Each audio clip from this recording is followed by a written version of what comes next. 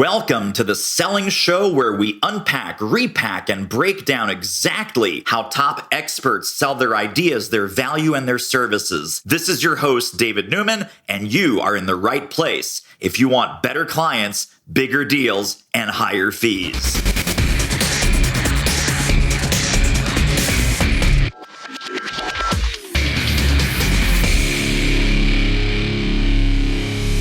He's back, the king of commercial real estate coaching, Rod Santomassimo. Welcome to the Selling Show. David, it is always my pleasure, my man, to talk with you. Thank you for having me. Yes, no, it's great. It's great to have you back. For the folks that missed our first episode, shame on you. Go back and listen to my first interview with Rod. Give us a little bit of a professional backstory and what brought you to the work that you're doing today, and then we'll dig into where the empire is now. Yeah, I first started out my professional career after grad school. First, I was a consultant. That was a short-lived thing. But then I went right into the commercial real estate world, being a broker. And I enjoyed it. I wasn't great at it any way, shape, or form. I enjoyed the entrepreneurship, but like every first entrepreneur, I freaked out when the money wasn't there. And I said, I need to get a job. So then it was a series of jobs. I ran a development firm. I ran a law firm, believe it or not. I ran a telecom firm. And then I ran an international commercial real estate brokerage firm. But then something happened in 2008, David. You're too young to remember this. But in 2008, a little shift in the economy, I was downsized. I was fired. I was downsized. And so I said, well, I never want to work for someone again. But, now it's time. So I was 45 and said, now it's time. I think it's an important lesson. I was old. I was 45 and said, now it's time. You're never too old. So I said, why don't I try to coach some commercial real estate brokers, and everything I learned in all those industries I learned from to how they can build their individual practices. And David, that was just initially hokey, a dream. And 14 years later, we're running the largest coaching organization on the planet in commercial real estate. So yeah, it's been a ride. You've done a brilliant job, I think, in segmenting your coaching and training programs into different layers. So folks that are brand new to commercial real estate, folks that have achieved a certain level, and then you also have kind of your rock star group. Is that how it started, or were you just doing kind of initially one-on-one coaching, whether they were new or seasoned or everything? And how did that stratification start to happen? I think it's like every entrepreneurial journey, David. I'm sure yours as well. We all think we can do something, and then we charge too little initially. So you get a client and you do a good job, and you get another client. The client tells someone else, and because you're charging so little, you get more clients, right? And then one day you find yourself working 16, 17 hours a day with your clients and saying, well, what am I doing? So that was my first 2 years of my life. It really was. I got very little sleep, and I was working 17 hours, 18 hours a day sometimes. And I was doing everything like every entrepreneur. I was the finance, the marketing, the sales, the janitor. And I realized I couldn't do it. So I said, why don't I try group coaching? Never heard of the term group coaching. I wish I had you back then. I didn't, right? Because I later learned from you years later, this is how you coach groups. So in all transparency, I was a client of David's years ago. And so that worked. And I realized, man, I can coach more people and make more money on the hour, 2 hours in group. But still, maybe if I want to do one-on-one, I'll just charge them more. Common sense now. But when you're starting out, you know what you're doing. That's what happened. And I would coach anybody. I mean, anybody. And it didn't matter if you were making $20,000 or making $20 million. It didn't matter. I would coach him. And there was no specification, no avatars, no niches. This is what I did. But then as I started to work more, I said, next brilliant move, it wasn't brilliant. It was a dumb, go figure, Rod. I said, you know what? I need someone to help me. So I reached out to some brokers and said, do you want to learn my stuff? And I'll teach you how to coach. And then you'll do it my way. And, you leverage your experience, and we can start coaching folks. So I initially, and this was a good move. I initially retained 3 coaches, not just one, but 3, knowing that 1 or 2 may not work out. And so that was the beginning of this cascade of coaches and bringing people on. And then it was my coaches who one day said, Rod, we should start coaching new to business folks as well. Just a coaching program for them. So we did that. And the group coaching that I did became the mid-career coaching, and the one-on-one coaching, I started setting the fee high enough that only those making money could obviously invest at that level. So within a matter of 5 years, I had 3 programs for 3 specific niches in the commercial real estate space. But I needed more coaches because we're still charging too little. Lesson number 1 of all things. You're probably charging too little, your listeners. You probably are. And you're scared as I was. I was scared. Look, the first time we coached one-on-one, this is a fact. The first client, I know, I won't mention his name is B. I'm going to give his initials BM. He paid me $500 a month. $500 a month. And I think I taught him 2 hours a month or more, right? Well, clients now pay us today $2,000 a month. And in 2023, it's going to be at least $3,000 a month because I always push and the market tells me yes or no, and the market hasn't said no yet. So, David, a long-winded answer to this is how we came to a point of saying these are 3 specific niches with 3 specific needs, 3 specific messages to those needs. They're all different. And that messaging and that value proposition and everything's been refined. So we hit those audiences. And the best part is then, David, so then there's an ascension from new to business to mid-career. So the client for life theory is what we work on here. Once we get a client, they're our client. Let's see them through the end of the journey. Nice. Amazing. Well, let's dig in because I know not only are you an expert in the commercial real estate business, you really are an expert in entrepreneurship overall.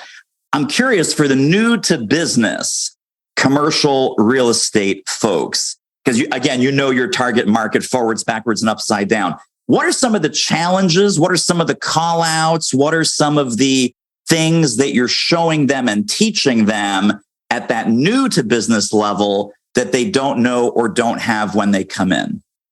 It's all about understanding who you serve and how you serve them. If you can answer those questions, you're going to be okay. Who do you serve? Define it, right? Define who you serve. Well, Rod, like me, when I started out, right? And David, I'll serve anybody that has a pulse that will pay me a commission. But that's the problem. That's the problem. And then if you do that, if that's your attitude and your approach, you're a commodity, you're not an authority, and you'll never, ever win. You may catch something. We all catch something, but you'll never win and succeed and grow. So the first thing you always do is who do you serve? And this, don't be your commercial real estate broker. David, you know this and everyone knows this. If you can't answer those 2 questions initially, stop, figure it out, and then go to market. Because once you figure that out, then it's easy to articulate and orchestrate a value proposition for that market. And once you figure that out, then I could start definitely crafting opening statements, telephone conversations, what the value is, how you get a meeting. And then once you get a meeting, how you process and operate and fulfill that obligation. So step number 1, who do you serve? How do you serve them? Holy smokes, so much value in this episode. Listen, if you are loving what you're hearing, feel free to download, subscribe, tell a friend, leave a review on Apple Podcasts or wherever you're listening to The Selling Show. Now, back to the interview. So for the new to business folks, I'm imagining a lot of the coaching is around making those decisions, making those commitments, getting into action, building a sales process, knowing how to have the sales conversation, and knowing how to close your initial handful of deals. And then I'm imagining how to start to get bigger deals, what to listen for. What else is in that curriculum in new to business? Oh, even you're a seasoned veteran. We have modules and concepts and principles at Massimo. So the principle that works for everyone, and no matter where you are, but definitely you have to bring it on early. We call it the P factor. P plus P plus P equals P cubed. I know it doesn't make mathematical sense, but the fact is consistent effort equals exponential results. And that's the model. Consistent effort, P plus P plus P equals exponential results, P cubed. So value proposition we work on right away. First P, what's your value proposition? Second P in this order, what's your presence play? How are you going to take that value prop, put it out to the market, and let everyone know what you do and how you serve and what you're good at? Presence play. Third P, prospecting. Disciplined prospecting campaigns. We hold them accountable to making a certain number of calls, certain number of emails, texts, videos, right? Video blogs, video text, campaign. So they get into a cadence where they realize every day they have to do these things to fill their pipeline. And first, it's like everyone, it's hard. It is hard, but you don't have the confidence. You don't see the success early on. The more you do and the more consistent you do it, the easier and better it becomes. Love that. Absolutely. Let's switch over to the mid-career folks, because I know that you also have this mid-career accelerator program my mid-career folks, and mine are consultants, obviously, corporate consultants, what I hear, and maybe this is what you hear too, well, Rod, I'm good. I mean, my business grows by referral, says the average mid-career person. I'm putting average with a capital A because it's mediocre, right? Right. My business is based on referral. My business is based on word of mouth. I use networking, and all of these things are totally random and totally passive. When you have a mid-career person who's doing okay, but not setting the world on fire, what are some of their problems, some of their urgencies, and how do you start coaching at the mid-career level? Well, David, actually, feel a conflict and a contrast to what you just said. It's not the mid-career brokers we're working with or that are getting all the referrals or having all the leads. So that's not them. Those are the top producers who say, I'm fine. I got all that stuff, right? Mid-careers are they're stuck, right? They got to a certain level and then they've plateaued and they know it. So with them, believe it or not, now we are implementing referral campaigns, inactive client campaigns, which is, by the way, the number 2 generator in revenue for any entrepreneur. So make that perfectly clear. LinkedIn campaigns, social media campaigns. Now we start building out what they're good at, but taking and exponentially growing it. Okay, this is the same thing. Who are you serving? How do you serve them? Let's start to scale it. Bigger messaging, broader messaging, deeper audiences. And it just becomes an extension from the new to business. It really does. We add more modalities, the referral module, the inactive client modules, the social media modules, all those start to click now and they start to see results. But they still also suffer with their value proposition. And no doubt, anyone who's stuck, even if you're stuck at $10 million, right? Doesn't matter where you are. Then you have to realize I need something new, something fresh, and be open-minded to that. So that's what we do for anyone in mid-career. And for us, mid-careers could be, well, as long as they're not 2 years or less, they can be a mid-career if they're doing this for 30 years and they just haven't succeeded to the level they want to. It's up to them. Yeah, no, it's definitely a success level, not a number of years, right? So I love that. Same preface to the question, except I put it in the wrong spot, so I apologize. Market leader and elite.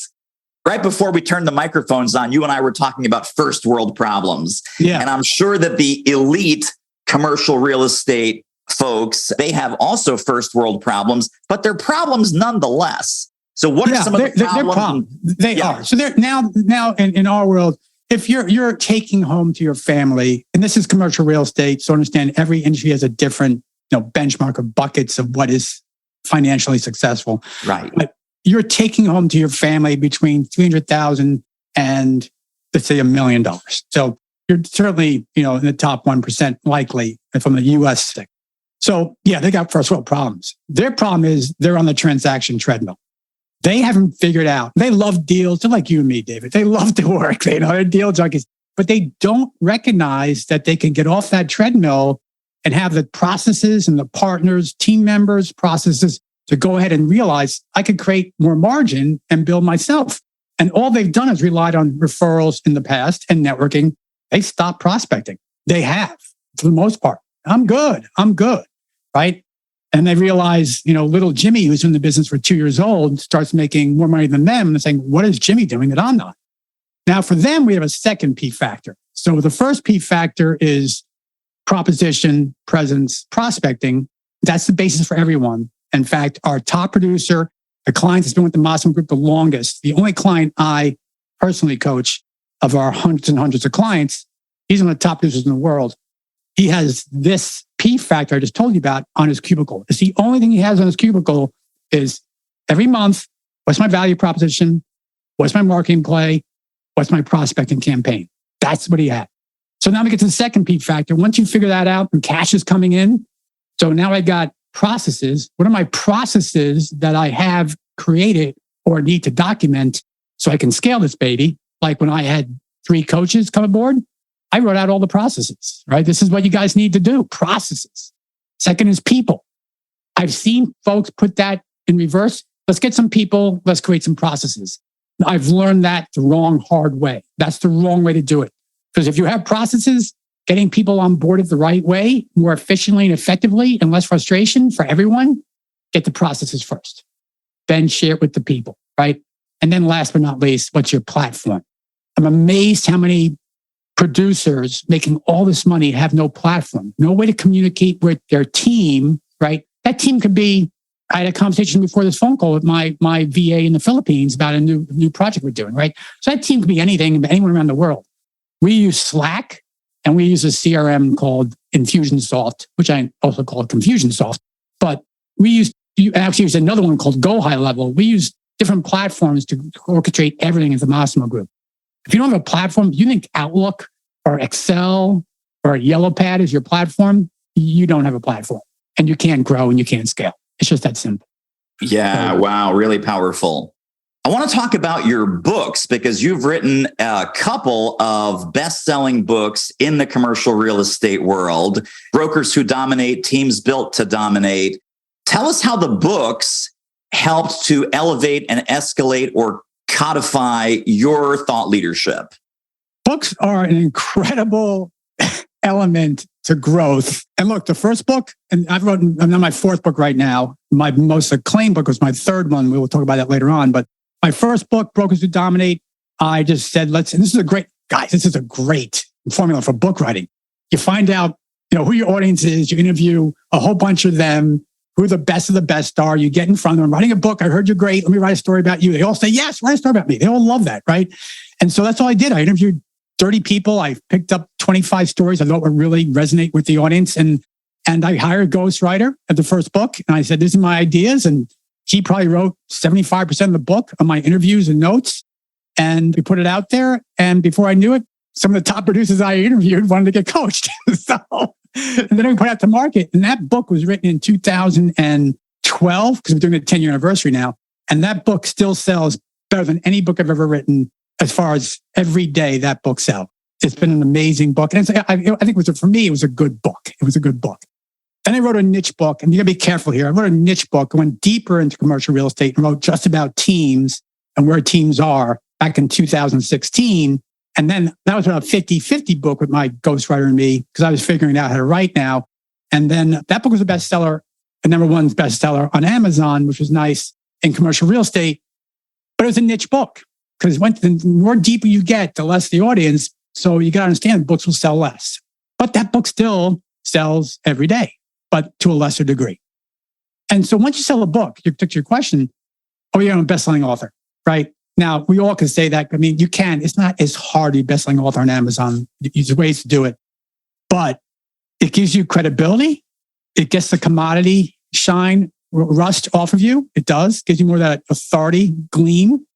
And if people like your book and you write a book well, and at the end you say to contact me, here's my website, it feeds the machine. It's a great revenue generator.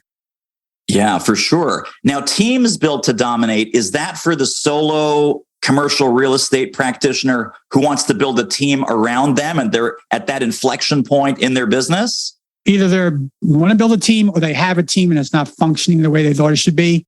So they tend to buy that book. Yeah. In fact, when our elite clients get to that modality of team building, that's basically our book. It is, but we go deeper than the book. So that's what we do with the team building book. And I also want to flip over because you've made this transition. I've made this transition. And this has to do with, of course, with the practitioner building a team around themselves. For you, what was the transition from coach to CEO of a coaching company? And was that transition difficult, easy? Were you dragging yourself through that, kicking and screaming to a certain extent? How did that go? Yes, and yes. Kicking and screaming. I think when I did this years ago, I was coaching 21, 22 clients myself. And we had coaches coaching other folks and I had the biggest load. And then I realized I can't grow a company if I'm coaching all day long. It's just it is impossible. So I wrote a letter. I researched it. I asked people. I think I asked you, David. I asked a lot of people, what's the letter I need to write? What's communication, phone call with my clients? So I had that communication. And I knew going in, half my clients would tell me something negative, and they did, right? How can you do this to me? You're my partner. I rely on you. And it was still good access to me, but just not as deep. And half said, yeah, makes sense. You're growing your company. Let's go on to somebody else. And by the way, a lot of those folks are still with us years later. It was hard. So we lost a little money forward, but the money we lost was exponentially recaptured because then I started saying, okay, what else can I build? What else can I do? What else can we do? Right. Then things start to grow when I got out of the coach role. But again, I still coach one person who's become a dear friend just because it keeps me in the game. And I love the guy. So, it's what we do. Rod, just so people know, for context, what's the size of the coaching team as it stands today? Well, the coaching team is 37 or 38 coaches across North America coaching my stuff. And we coach via Zoom. So we have clients mostly in North America, but some throughout the world. So that's the coaching side. But as a CEO, the leadership team side, I got a chief operating officer now, which is awesome. I got a chief marketing officer now, which no one wants to watch my marketing. So that's a good move. I got a director of member success.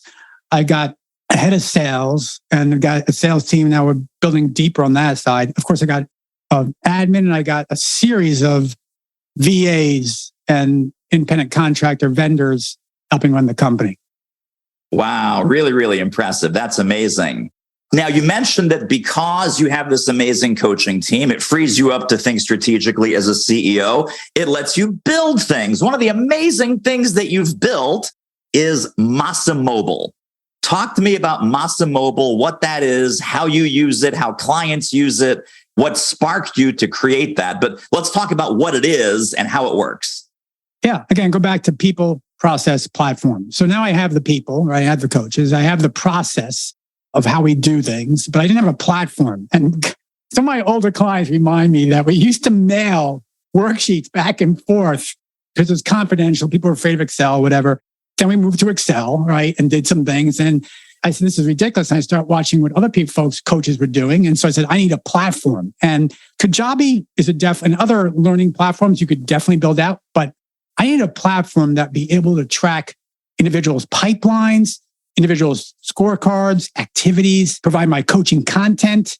And yeah, also in all coaching, right? Coaching content community, also build a community within the platform, which we have, that now everything is in Massa Mobile. So our clients have the ability to run their practice and access everything based on that app with using a developer, but through the iTunes store and Android as well. But it's an app that tracks their entire business and runs all the reports unlike anything they've ever seen as far as tracking their individual business and helps them realize where they have to work on, where they are, seek help, go to the community, go to our resource library. I think we have 150 pieces of content in there alone. So it's a very robust application and David, you're like this too. Unfortunately, I always say, what else? What else? But let me just stop there. Sometimes what else is not the answer because value is value and giving more doesn't mean it's more value. So that's something I struggle with. I always want to give more, but people tell me, will they consume it? Do they need it? Will they value it? So yeah, Massa Mobile has been awesome for us. Yes, I know. Terrific episode here, but have you seen our latest web training? Oh my goodness, pop over there right now, or as soon as you're done listening to this episode, it's doitmarketing.com/webinar. See you over there. Back to the good stuff. Are there folks, I'm sure there are folks, just like salespeople in any world, you tell salespeople, we have all these resources, we have the CRM, we have these platforms. Are some of your clients reluctant to put in their numbers, to hold themselves accountable? And then is there an automatic nagging feature? Hey, time to put in your numbers. Hey, we haven't heard from you. Hey, I'm not seeing your pipeline grow. What's the accountability mechanism that pulls them back into the app? Well, definitely there are people that are afraid to share their numbers, which is ridiculous because you're getting coached to improve your numbers. So if you don't share your numbers, how am I going to improve your numbers? So that does happen. So the accountability comes in three forms. One is a community. Even with all our levels of coaching, we have group calls for our community. We have our one-on-one coaching call for their coaches, for those elite clients that have that's the highest level of accountability we have that anyone could have, right? And then we just recently, David, you and I are both involved in a coaching organization. I learned this trick. I reached out to an Excel guru in India through Upwork, great platform for us.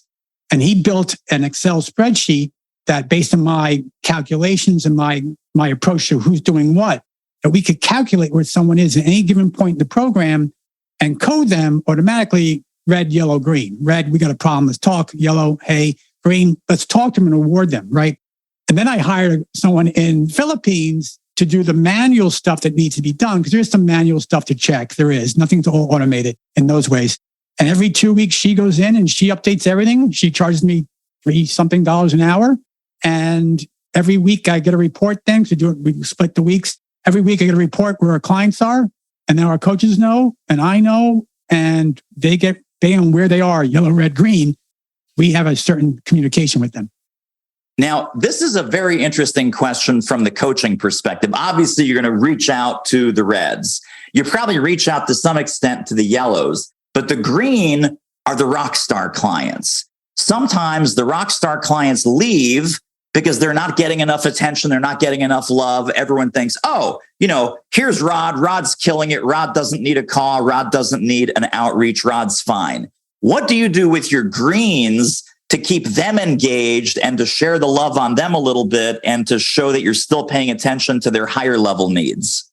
Well, first of all, if they allow us, we'll always profile them in our testimonials, which is awesome because it helps us and it helps them, right? So we'll always ask for that. But secondly, we'll always reach out and congratulate them, or we can give them a token. We can give them a small gift. We can, I have $100 Amazon gift cards branded with the Massimo group. So we might do something like, hey, just want to know you're doing great. Go have dinner on us or something like that, right? You got to be gracious. And you're right, Dave. You have to recognize what they're doing right. But also, we'll let them know what they're not doing, right? Maybe they're not coming to our group calls. Maybe they're missing something in the community. Maybe they think they know it and I got it. And they're missing a learning opportunity that they just don't either aware of, or they're saying, I don't need it. And we say, you need this. If you want to grow really more, you got to see this. And that happens a lot. Look, elite clients, sometimes they're making, $500,000 or more. I'm busy. I get that. But we don't want them to say, I get what I need to do now. I don't need you guys anymore. That hurts us, but it also hurts them ultimately. Well, let's change gears and let's talk about knowing isn't doing. I love this book. And the tagline of the book is don't kid yourself. And KID, of course, is an acronym, KID, knowing isn't doing. Talk about the book. Talk about what drove you to write the book and what the future of the knowing isn't doing empire looks like. Yeah, so I had this idea for a long time that I would give away a lot of what we coach. And just because I've been lucky and successful and I appreciate what the world has given me. And my sales team went crazy, David. You cannot write this book, Rod. You cannot write this book. People will not come get coached if you write this book. I said, let's see what happens.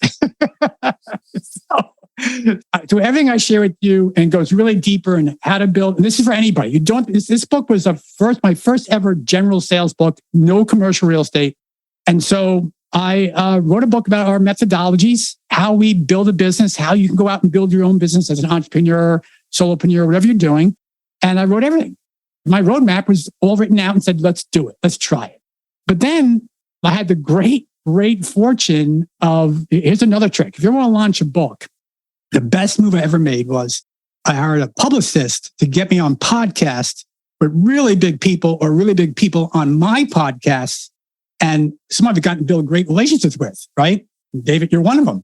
So when you have those conversations, what you do and what you work on, it happens all offline. You know this, right? I'm working on a book and let me send me the book. Let me see it. And they all are saying, we're all gracious. So I got all these great folks to say, Rod, when you put out the book, I'll definitely put a blast out. And I think the biggest one, and there's some really big names, but the biggest one was Jeb Blunt, who's written every best-selling, New York Times best-selling book on prospecting. And so he said, Rod, yeah, you put out a book, I'll promote it, right? And others did. Harrington, all these folks, Anarino, the list is really long. So I put the book out, believe it or not. My goal was to see if I can make the best-selling list on Amazon for sales books. Now, to do that, you got to be in the top 20 or something, right? I don't know what it is. Yeah. And I said, that was my goal. Let's see if I can do that. So we launch it. And you know this, Dave, because you launch books. You launch a book, you're sitting there all day clicking on Amazon. Refresh, right? So then I got notified that, Rod, you are now the newest launched best-selling book in business and sales in the world. I'm like, oh, that's cool. For a new book, I was like, I'm the best new book in the market. That was awesome. Knowing isn't doing. But I said, I was so happy. I was with my wife. We were laughing. And so she before we went to bed, we just thought our goal was made. Like, this is great. It's best-selling book for new books on Amazon. So then before I went to bed, I just checked one last time. So, did I make the top 20 list? Would that be really cool to make the top 20? Wolf of Wall Street, Jeb Blunt's books, which would be really cool to beat out Jeb Blunt. What, that one day? And it was the number one selling book in the country.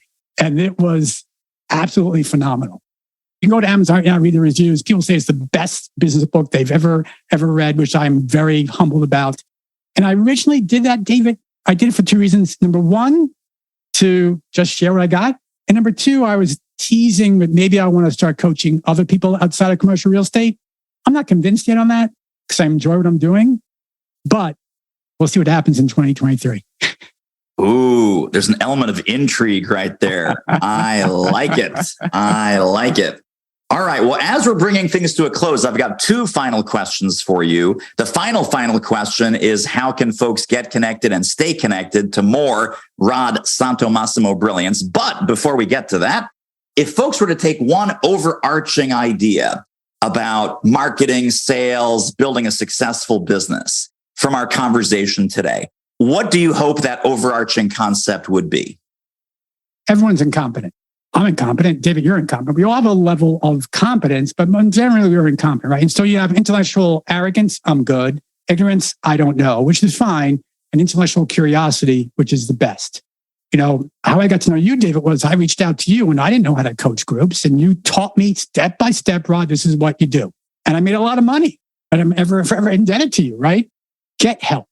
You don't know what you don't know. Spend your days on YouTube or reading a book, but just don't read books unless you're going to implement what you read. Knowing isn't doing, right? Grow by getting help. Seek out help in every facet. Look, it's a high investment coaching organization you and I are both in right now. Yeah. Highest investment I've ever made for coaching. And that's not the only coach I have. I get coached by 3 people right now. Why? Because the return on investment in yourself, this is what Warren Buffett said it the first time I heard it. There's no greater asset than you. If you want to grow your sales and grow your marketing, find out who does it better than you and get help. Amen. I mean, especially for the folks listening, that if you're a coach, if you're a mentor, if you're a trusted advisor, and you don't believe enough in coaching and mentoring to get yourself coached, I think that's a huge integrity problem. And Rod, like you say, the folks that invest in themselves, those are the ones that go exponential. And look, so you might be male, it doesn't matter, maybe married and your spouse says, can we really? One thing you and I are blessed with, David, is our spouses say, yeah, do it. So you got to have the mindset of yourself. If you're not married, have a partner, whatever it is, you have to believe in yourself and it will work out. It will work out. Yes. Take it from an unemployed older guy. It will help. Absolutely true. Absolutely. So, Rod, how can people get connected and stay connected to the Rod universe? Well, if they're commercial real estate folks, I'll tell them to go to massimo-group.com, but most of you probably are not. Go check out knowingisn'tdoing.com, knowingisn'tdoing.com. You can download the book. You can download some free resources. And if we can help in any way, there's a website and Facebook group that you can ask questions and we'll help you out. Awesome. So many value bombs today. Everyone's going to need to re-listen with a pen and pad in hand.